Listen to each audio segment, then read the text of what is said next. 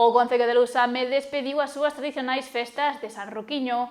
Despois de 6 días de celebración intensos, veciños e visitantes gozaron dunha xornada final marcada pola música, a participación e o bo ambiente.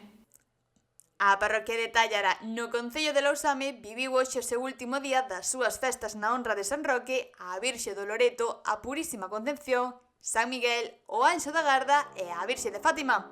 E a veciñanza non quixo faltar. Eu vivo no estranxeiro, pero veño sempre para a festa, porque é unha semaniña e é unha tradición, é como unha tradición. Isto é como ir a Lourdes ou eu que sei, a outro lado así, sí.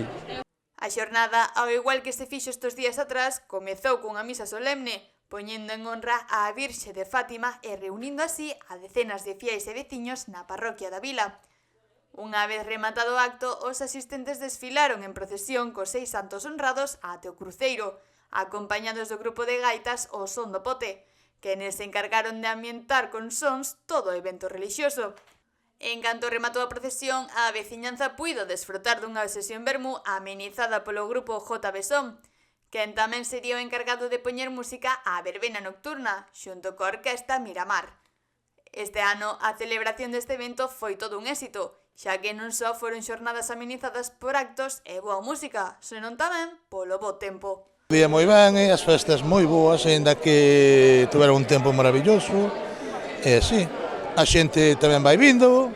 As festas este ano moi ben, porque tuvemos toda a semana sol, hoxe está un poquinho gris, pero, bueno, a noite tamén, bueno, bo ambiente, en familias, amigos, como a todos os anos, pero este ano, particularmente polo tempo que estuvo bo, pois aínda mellor. Hoxe remataron as festas, pero con mensaxes claros. Hoxe é o último día, e claro, despois de 5 días, xa chega, pero, bueno, estamos contentos de terminar hoxe e que pro ano veña outra vez, claro. Felicito a todos que viñeron á festa e que volvan a vir moitos anos máis.